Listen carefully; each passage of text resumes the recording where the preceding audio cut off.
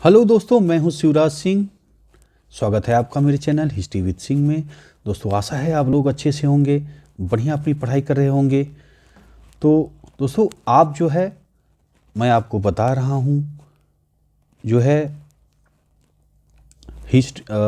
इतिहास कक्षा क्लास 6 की एनसीईआरटी की हिस्ट्री की किताब में आपको पढ़ा रहा हूं। तो आज का जो आप पढ़ोगे अध्याय 5 को आप पढ़ोगे। इसमें जो आपका देखिए दिया हुआ है, अध्याय का नाम है राज्य, राजा और एक प्राचीन गणराज्य। ठीक है, तो प्राचीन गणराज्यों के बारे में पढ़ेंगे और राजा के बारे में पढ़ेंगे। ठीक है, राज्य के बारे में पढ़ेंगे इस वीडियो में। ठीक है, तो बहुत ही महत्वपूर्ण वीडियो चल रहा है दोस्तों, एक के बाद एक। मैंने 4 अध्याय के पीछे अपलोड कर दिए वीडियो, आप देखिए। ये आप अगर देख लेते हैं शुरू से तो आपकी जो इतिहास की जो कॉमन समस्याएं हैं, जो आपको समझ में आने में समझने में इतिहास को दिक्कत होती है, वो समस्याएं खत्म हो जाएंगी। ठीक है, तो उसे आप अगर नहीं देखे हैं तो शुरू से जो है देख डालिए। ठीक है, तो आ जाइए अब जो है टॉपिक को शुरू करते हैं। कुछ लोग शासक कैसे बनते हैं। अब देखिए दोस्तों, शासक भी कई प्रकार के होते हैं। जैसा कि आप देखते हैं, अगर आप राजनीति शास्त्र के विद्यार्थी भी होंगे तो आप, या आप राजनीति कॉमन नॉलेज रखते होंगे तो देखते हैं कि शासक भी कई प्रकार के हुए हैं। जैसे आप देखते हैं राजा होते हैं। ठीक है, कबीले के मुखिया होते हैं, वो भी शासन करते हैं, राजा भी होते हैं। और जैसे कुलीन तंत्र होता है, कुलीन तंत्र आप देखिए तो उसमें कुछ लोगों का शासन होता है, कुछ लोग मिल करके शासन करते हैं या एक के बाद एक अपना गद्दी पे बैठते हैं। कुलीन तंत्र। लोकतंत्र आप देख रहे हैं आज के समय में जो है, हम आप क्या करते हैं, वोट देते हैं, है ना, जाते हैं अपना वोट करते हैं और वो जो जीतता है वो जीतता है और उसको जो है शासक बनता है। ठीक है, तो वो हमारी जगह मतलब हम शासक को चुन रहे हैं ना, क्योंकि वोट दे के आए, उनको जिता के आए हैं। तो इस तरह कई तरह के जो है शासन तंत्र शासक होते हैं और शासन व्यवस्थाएं होती हैं। तो आइए देखिए आप जो है कुछ लोगों के शासक, यहाँ पे है पॉइंट, कुछ लोग शासक कैसे बने।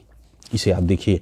लगभग 50 वर्षों से हम अपने शासकों का चुनाव मतदान के जरिए करते आ रहे हैं। ठीक है, स्वतंत्रता के बाद हम लोग जो है भारत जो है भारत के निवासी, हम लोगों को स्वतंत्रता मिली और उसके बाद से फिर हम लोग वोट करते आ रहे हैं।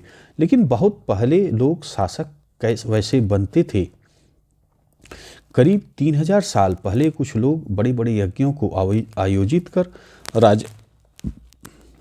आयोजित कर राजा के रूप में प्रतिष्ठित हो गए। ठीक है, तो अब देखिए 3000 साल पहले 1000 ईसा पूर्व में अब ऐसे वोट नहीं, जैसे हम लोग आज चुन कर आते हैं ना, जाते हैं वोट देते हैं और जो है चाहे आपका लोकसभा का चुनाव है या राज्यसभा जो आपका है राज्य का चुनाव है, तो विधायक हम लोग चुनते हैं ना, जो विधायक को हम लोग वोट दे के आते हैं, उधर सांसद को वोट दे के आते हैं। तो इस तरह की सिस्टम उस समय नहीं थी, 1000 साल पहले नहीं। देखिए उस समय क्या हो रहा है, देखिए आप दिख रहा है ना, बहुत कुछ लोग बड़े बड़े यज्ञों को आयोजित कर राजा के रूप में प्रतिष्ठित हो गए। ठीक है, तो और क्या सिस्टम था अभी देखिए आप और अच्छे से समझेंगे। देखिए अश्वमेध यज्ञ एक ऐसा ही आयोजन था। इसमें एक घोड़े को राजा के लोगों की देखरेख में स्वतंत्र विचरण के लिए छोड़ दिया जाता था।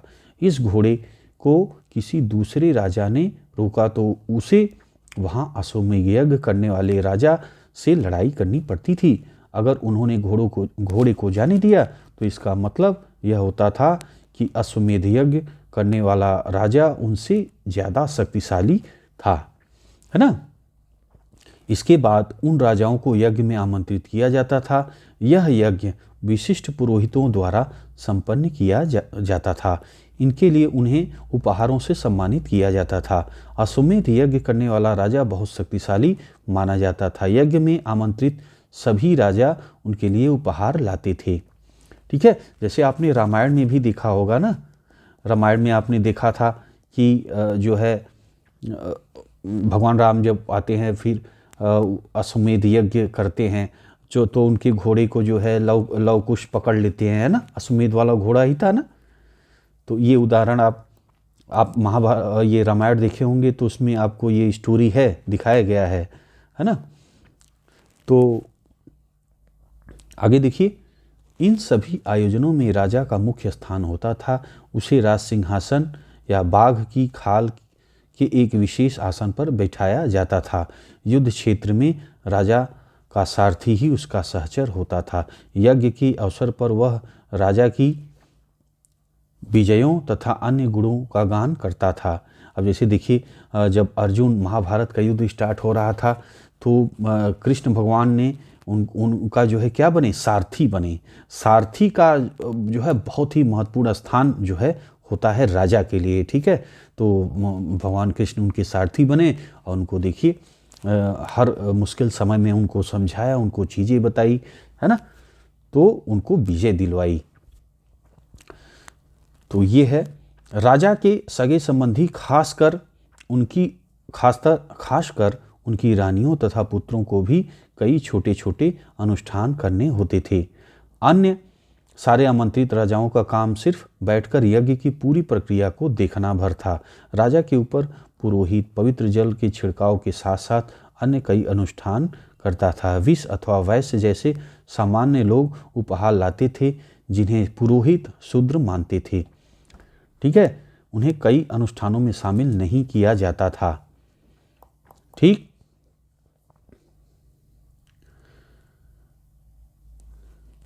और देखिए वर्ण, अब वर्ण को समझिए, वर्ण क्या है। वर्ण भी शब्द कई बार आता है, इसे आप समझिए। उस समय 4 सामाजिक वर्ग थे, ब्राह्मण, क्षत्रिय, वैश्य और शूद्र। ब्राह्मणों का काम वेदों का अध्ययन अध्यापन और यज्ञ करना था, जिनके लिए उन्हें उपहार मिलता था। क्षत्रियों का काम युद्ध करना और लोगों का रक्षा करना था। वैश्यों का काम खेती पशुपालन व्यापार थे। शूद्रों का काम अन्य तीनों वर्गों की सेवा करना था, ठीक है। तो ये उस समय के सामाजिक के इतने वर्ग थे, ठीक है। अब देखिए एक यहाँ पे आपको बर्तन दिख रहा है, ये है चित्रित धूसर पात्र। इस तरह के पात्रों में ज़्यादातर थालियाँ और कटोरियाँ ही मिली हैं। ये पात्र बहुत ही पतली सतह के, सुंदर और चिकने। शायद इसका प्रयोग खास मौक़ों पर महत्वपूर्ण लोगों को भोजन परोसने के लिए किया जाता था, ठीक है। अब आ जाइए जनपद। जनपद को समझिए। महायज्ञों को करने वाले राजा अब जन के राजा न होकर जनपदों के राजा माने जाने लगे। जनपद का शाब्दिक अर्थ है जन के बसने की जगह होता है। कुछ महत्वपूर्ण जनपद दिखाए गए हैं आपको, ये मानचित्र 4 पर अभी आप देखेंगे। पुरातत्वविदों ने इन जनपदों की कई बस्तियों की खुदाई की है। दिल्ली में पुराना किला, उत्तर प्रदेश के मेरठ के पास हस्तिनापुर, एटा के पास अतरंजी खेड़ा इनमें प्रमुख है। खुदाई के बाद पता चला है कि लोग झोपड़ियों में रहते थे और वे मवेशी और तथा अन्य जानवरों को पालते थे। जानवर वे चावल, गेहूँ, धान, जौ, दालें, गन्ना, तिल, सरसों जैसी फसल उगाते थे, ठीक है। लोग मिट्टी के बर्तन भी बनाते थे। इनमें कुछ धूसर, कुछ लाल रंग के होते थे। इन पुरा स्थलों में कुछ विशेष प्रकार के बर्तन मिले हैं जिन्हें चित्रित धूसर पात्र के रूप में जाना जाता है। जैसे कि नाम से स्पष्ट है, इस बर्तनों की चित्रकारी की गई है। ये आमतौर पर सरल रेखाओं और ज्यामितीय आकृतियों के रूप में हैं, ठीक है। महाजनपद, ठीक है। करीब 2500 साल पहले कुछ जनपद अधिक महत्वपूर्ण हो गए, ठीक है। इन्हें महाजनपद कहा जाने लगा, ठीक है। और देखिए मानचित्र 4 में कुछ महाजनपदों को दिखाया गया है। अधिकतर महाजनपदों की राजधानी अधिकतर महाजनपदों की एक राजधानी होती थी। कई राजधानियों में किलेबंदी की गई, अर्थात चारों ओर लकड़ी, ईंट, पत्थर की ऊंची दीवारें बनाई गई हैं। अब आइए देखिए मानचित्र 4 ये आपका है, आप देख रहे हैं महत्वपूर्ण जनपद, महाजनपद और नगर यहाँ पे आपको बना हुआ है। देखिए अब स्थिति आप समझ लीजिए। जैसे अभी आपने पढ़ा हस्तिनापुर, ये देख रहे हैं ना, यहाँ पे इसकी पोजीशन देखिए। हस्तिनापुर यहाँ पे है, पांचाल यहाँ पे है, वैशाली देखिए यहाँ पे है ना, वज्जी यहाँ पे है, मगध यहाँ पे है। ये देखिए बिहार का क्षेत्र है ना ये। तो आपका ये है कौशाम्बी कहाँ पे है, ये देखिए कौशाम्बी है। राजगिरी कहाँ पे है ना, और अवंती, ये देखिए। ये सब पढ़ते हैं आप। अब पोजीशन देखिए कि कहाँ पे है। गांधार देखिए, महाभारत में भी वो शकुनी था ना गांधार का, आप जो है पढ़े थे ना कि गांधार जो है, गांधार नरेश शकुनी ये देखिए यहाँ पे स्थित है गांधार।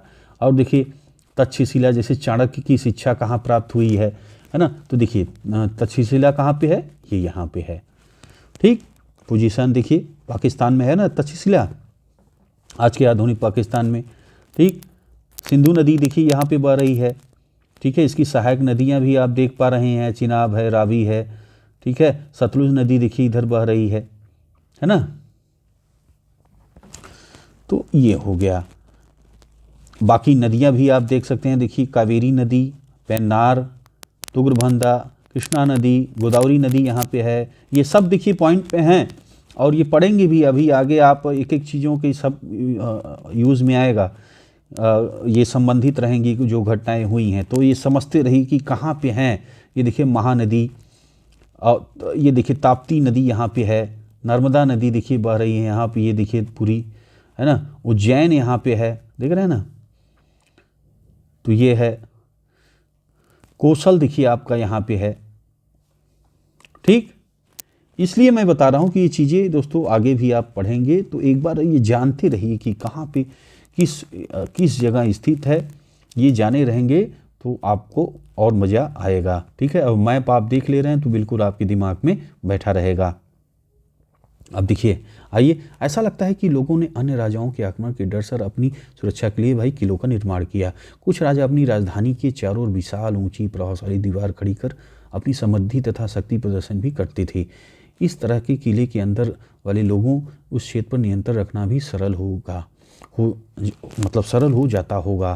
भाई किले बंदी कर लिए हैं तो अब जो है कंट्रोलिंग आ गई उनके हाथ में। इस तरह की विशाल दीवार बनाने के लिए व्यापक योजना की आवश्यकता थी और लाखों की संख्या में ईंटों पत्थरों का इस्तेमाल करना पड़ता था। हजारों स्त्री पुरुषों तथा बच्चों के लिए अथक परिश्रम किया होगा। इसके लिए संसाधनों की आवश्यकता पड़ती होगी। अब देखिए, पहले क्या था, राजे थे, उनको जो है जो प्रजा थी, जैसे आज हम लोग क्या है कि हम लोग नागरिक हैं, हम लोगों के पास अधिकार है, हम लोग राजा को चुनते हैं। और जैसे आप मध्यकाल में पढ़ते हैं तो मध्यकाल में कहाँ पे वो प्रजा थी, राजा कह दे कि इसको मार डालो तो मार देते थे, तो प्रजा थी। अभी हम लोग नागरिक हैं, हमारे पास जो है अधिकार है, संविधान द्वारा हमें देखिए कई तरह के अधिकार दिए गए हैं, है ना।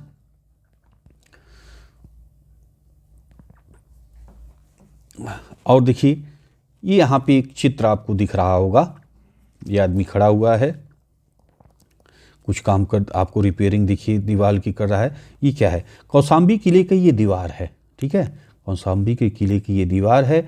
यह चित्र आधुनिक उत्तर प्रदेश की इलाहाबाद के पास मिली है। ठीक है, ईंट की दीवार का अवशेष है। इसके एक भाग का निर्माण संभवतः 2500 साल पहले हुआ। ठीक है, यानी ईसा के 500 वर्ष पहले, ईसा पूर्व 500 ईसा पूर्व पहले इसका जो है निर्माण किया गया।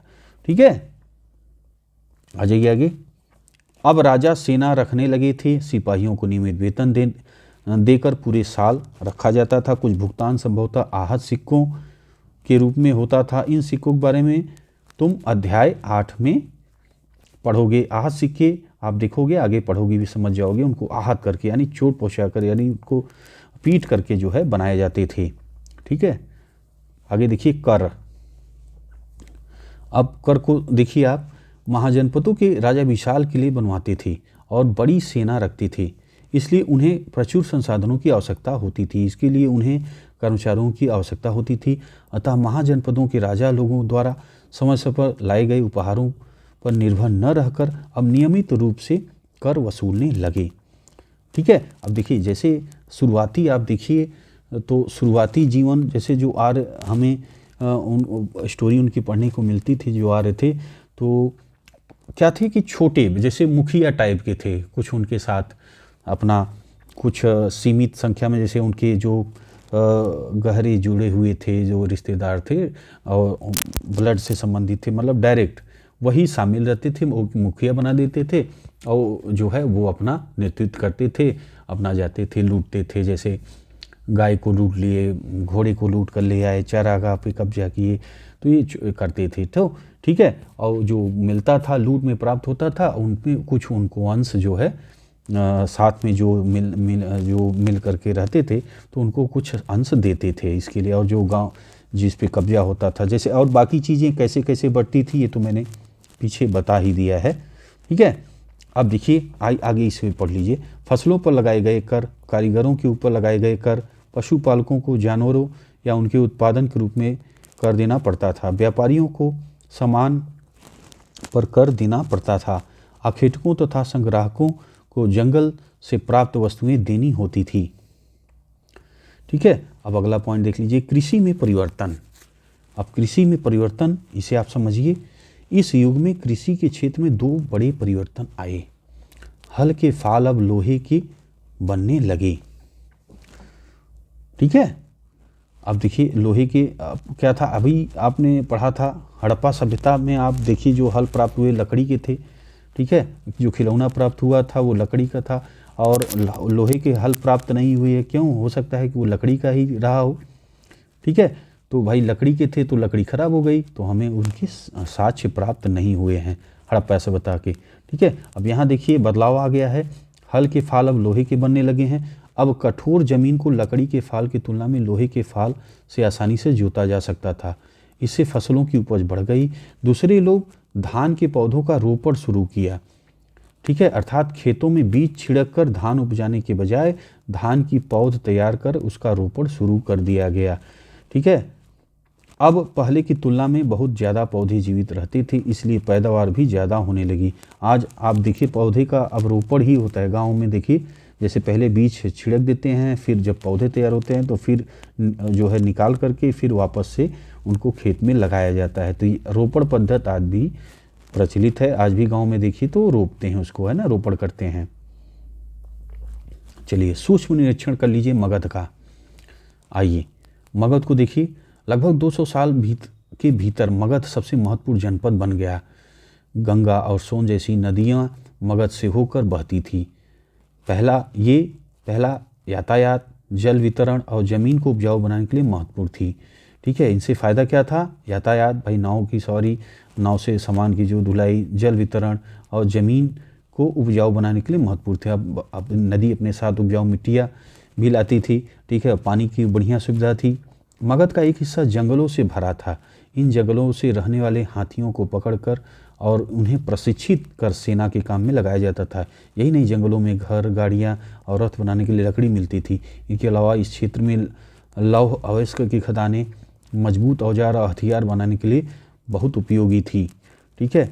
अब इसी सब कारणों से जो है देखिए मगध शक्तिशाली हुआ था। जो शासक बने थे, अब भाई हाथियाँ मिल रही हैं, जंगल होने की वजह से हाथियाँ मिल रही हैं, उपजाऊ ज़मीन है, उपजाऊ ज़मीन होगा तो अधिशेष होगा, अधिशेष होगा तो उससे हथियार इत्यादि खरीदे जाएंगे। तो इन कारणों से जो मगध पे शासन किए, जो पाटलिपुत्र पे शासन किए, जो आधुनिक आपके जो पटना में है, तो इस पर जो शासक जो इन्होंने विस्तार किया वो इसी सब कारणों से इनका फ़ायदा मिला। जो इस भौगोलिक स्थिति का फ़ायदा इन लोगों को मिला, जिससे इन्होंने एक बड़ा साम्राज्य स्थापित किया अपना, है ना।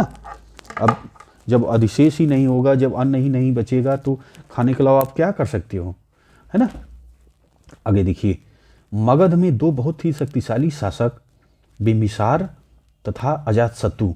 अजातशत्रु लिखा होगा या कहीं पे अजातशत्रु, ठीक है, एक ही है, कंफ्यूज नहीं होना है, चाहे अजातशत्रु हो या अजातशत्रु हो, एक ही नाम है। हुए अन्य जनपदों को जीतने के लिए ये हर संभव साधन अपनाते थे। महापद्मनंद एक और महत्वपूर्ण शासक थे। इन्होंने अपने नियंत्रण क्षेत्र उपमहाद्वीप में उत्तर पश्चिमी भाग तक फैला दिया। बिहार में राजगृह, आधुनिक नाम राजगीर, कई सालों तक मगध की राजधानी बनी। बाद में पाटलिपुत्र, आज का पटना, को राजधानी बनाया गया। 2300 साल से भी पहले की बात है। 2300 साल यानी 300 ईसा पूर्व का समय है की बात है। मेसिडोनिया का राजा सिकंदर विश्व विजय करना चाहता था। पूरी तरह सफल न होने पर भी वह मिस्र और पश्चिमी एशिया के कुछ राज्यों को जीतता हुआ भारतीय उपमहाद्वीप में ब्यास नदी के किनारे तक पहुंच गया। जब उसने मगध की ओर कूच करना चाहा तो उसके सिपाहियों ने इनकार कर दिया। वे इस बात से भयभीत थे कि भारत के शासकों के पास पैदल, देखिए रथ, हाथियों की एक बहुत बड़ी सेना थी, ठीक है। इससे जो है भयभीत हो गए। आ जाइए वज्जी। वज्जी को आप समझिए, वज्जी को भी पढ़ते हैं आप। मगध एक शक्तिशाली राज्य बन गया था। इसके नज़दीक था एक वज्जी राज्य जिसकी राजधानी वैशाली जो है, राजधानी क्या थी? वैशाली थी। ये कहाँ पे है? बिहार में है। यहाँ एक अलग किस्म की शासन व्यवस्था थी जिसे गण या संघ कहते थे। ठीक है, गण या संघ कई शासक होते थे। अब देखिए, एक तो वहाँ पे अभी आपने देखा जो शासन था मगध पे, उसमें एक राजा थी। ठीक है, मतलब कि राजा का ही एक शासक रहेगा, उसी का नियम चलेगा। अब यहाँ पे देखिए, वहीं पे वज्जी नाम का जो है संघ या गढ़ था। इसमें कई शासक थे भाई, कई शासक मिल करके जो है बैठते थे, मीटिंग करते थे और जो है जो नियम कानून बनाना था वो बनाते थे। ठीक है, तो ये था वज्जी में, इस तरह की शासन व्यवस्था थी और इसमें से प्रत्येक व्यक्ति राजा कहलाता था। ये सभी राजा विभिन्न अनुष्ठानों को एक साथ संपन्न करते थे।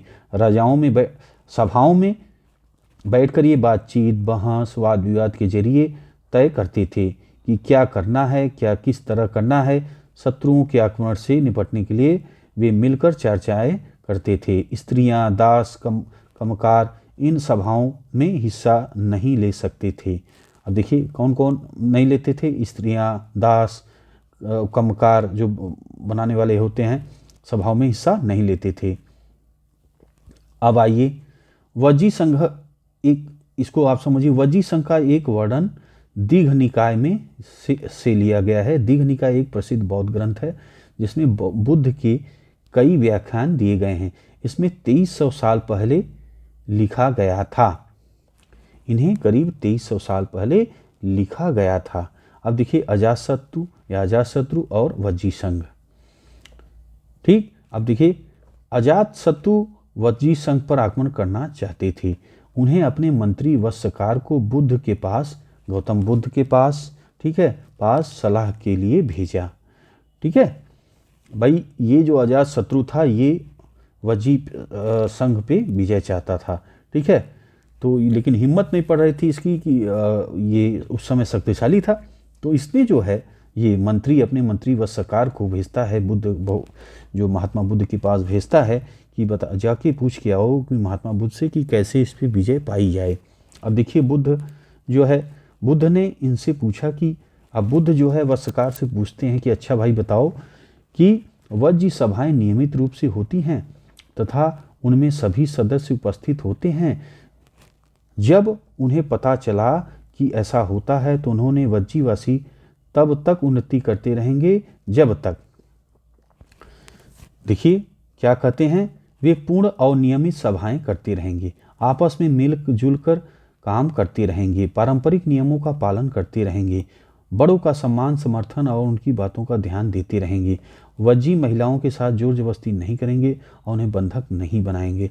शहरों तथा गांवों में चैत्यों का रख रखाव करेंगे। विभिन्न मतावलंबी संतों का सम्मान करेंगे। उनके आने जाने पे कोई रोक नहीं लगाएंगे। अब देखिए अगर ये चीज़ें करते रहेंगे तो वज्जी संघ पर कोई विजय प्राप्त नहीं कर सकता, ऐसा जो है गौतम बुद्ध ने बताया वत्सकार को। ठीक है, और वत्सकार अंत में फिर भाई ये रणनीति बनाता है। ये जो है जो वज्जी संघ के राजा थे आपस में, उनको जो है लड़वा देता है, आपस में ही भिड़ा देता है और ये लोग जो है मीटिंग करना बंद कर देते हैं, मिलना जुलना बंद कर देते हैं। इससे हो जाता है कमज़ोर और उसके बाद जो है अजातशत्रु जो है वज्जी संघ पर कर लेता है कब्जा। ठीक है, जैसे आज आम जीवन में भी आप देखिए, अगर आप भाई भाई हैं तो मैं देखता हूँ कि यार बहुत लोग जो है कुछ पैसों के लिए आपस में लड़ जाते हैं, भाई भाई आपस में लड़ जाते हैं। तो इससे क्या होगा बताइए? अब आप लोग लड़ेंगे तो आप कमज़ोर होंगे, है ना। जैसे देखिए ये वत्सकार जैसे लोग जो है अपना फ़ायदा उठा लेंगे और आप आपस में लड़ेंगे तो कमज़ोर होंगे, और एकता में रहेंगे तो ताकत रहेगी, किसी की हिम्मत नहीं पड़ेगी, है ना। तो प्रेम में ही सब कुछ है दोस्तों जो है ना। प्रेम से रहिए, कभी साथ में ना कुछ किसी के साथ कुछ जाएगा नहीं। तो खूब भाइयों और अपने मित्रों, परिवार, समाज, सब प्रेम से रहिए। ठीक है, खूब मेहनत करिए, खूब आगे बढ़िए। ठीक है। और इस तरह की जो है बहस लड़ाइयों से कोई फ़ायदा नहीं होता है, नहीं तो इसका फ़ायदा जो है बाहरी उठा लेंगे और जो है आपका विनाश कर देंगे। अब यहाँ पे देखिए पॉइंट भी कितने अच्छे दिए हुए हैं। अगर इस तरह का जो है अगर हो तो कोई देश पे या कोई भी समाज पे कोई जो है कब्जा नहीं कर पाएगा, है ना। तो कितनी अच्छी बातें इन्होंने बताई, जैसा कि मैंने आपको बताया। ठीक, आ जाइए आगे आ जाइए।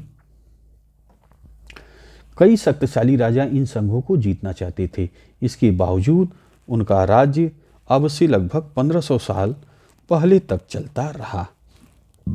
उसके बाद गुप्त शासकों ने गढ़ और संघ पर विजय प्राप्त कर उन्हें अपने राज्य में शामिल कर लिया, और इनके बारे में तुम अध्याय 9 में पढ़ोगे, वो आगे आप पढ़ोगे। ठीक है, तो ये भी अध्याय आपका कंप्लीट हो गया है। अब कुछ तिथियां हैं, इसे आप देख लीजिए, कुछ महत्वपूर्ण तिथियां इसे आप देखिए। नए शासक लगभग 3000 साल पहले, ठीक। महाजनपद 3000 साल पहले यानी 1000 ईसा पूर्व। सिकंदर का आक्रमण, दीघनिकाय का लेखन लगभग 2300 साल पहले। गढ़ या संघ राज्यों का अंत लगभग 1500 साल पहले। ठीक, तो अब आप गढ़ और संघ क्या है समझ गए होंगे। ठीक है, राजा कैसे चुने गए थे, आर्यों को कैसे राजा चुने जाते थे, ये भी आपने देखा।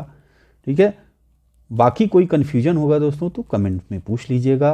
अब ये आपका अध्याय 5 भी दोस्तों कंप्लीट हो गया। ठीक है, तो आशा है दोस्तों आपको अच्छा लगा होगा। अच्छा लगा है तो लाइक करिए, शेयर करिए। ठीक है, अच्छी चीज़ें ये आप दोस्तों में शेयर करिए जिससे कि उनकी पढ़ाई अच्छी से तैयार हो। ठीक है, तो बस दोस्तों ये वीडियो इसी पे समाप्त करते हैं। मिलते हैं आपसे अगले वीडियो में। वीडियो आपने देखा इसके लिए आपका बहुत बहुत धन्यवाद।